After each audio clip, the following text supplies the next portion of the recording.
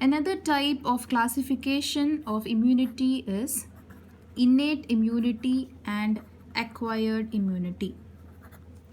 Innate immunity means that which is present in our body since birth.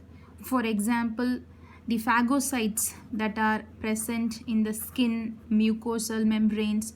So these all confer the first line of defense mechanism. Also the lysozymes that are present in the tears. So these are all the first line of defense mechanism that will come immediately into action when they encounter a foreign body.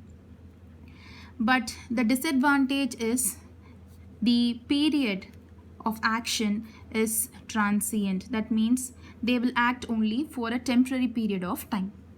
The acquired immunity can be natural or artificial. In both the cases, it can be subdivided into active and passive. In natural acquired immunity,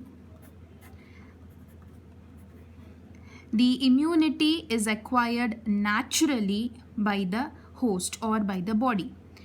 How it is acquired actively?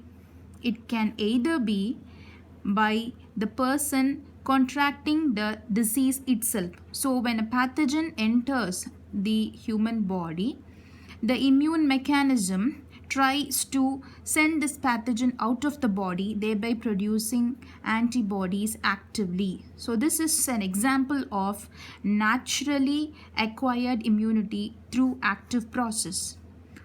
The second way is either through subclinical infection. That means the person may not have the disease actually, but he may have a subclinical infection, in sense the pathogen may be present in the body, but the quantity and quality and the virulence of the pathogen is not so high to develop into a disease. But even then, the body will produce antibodies to eliminate this pathogen. So this is also an example of active naturally acquired immunity. Now, what is an example for passive naturally acquired immunity? Passive means a body is not actually or actively producing the antibodies.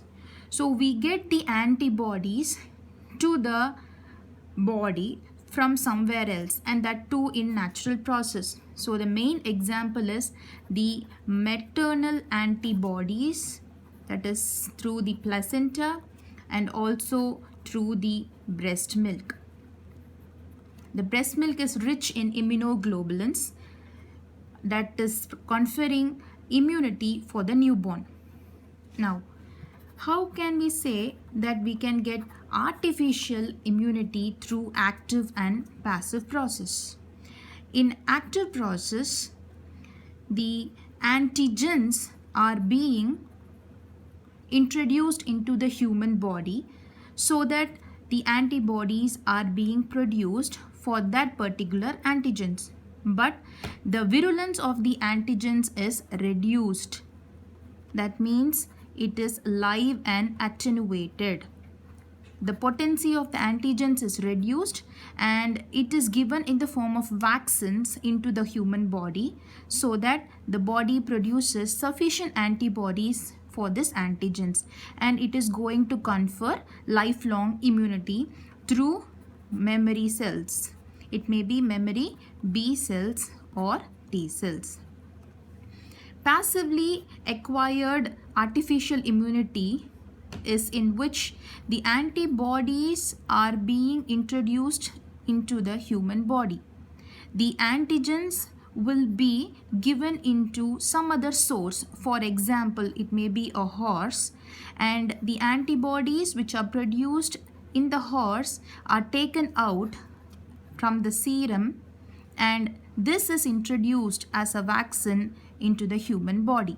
So this is the method by which we acquire immunity through passive way, and that too by artificial immunization.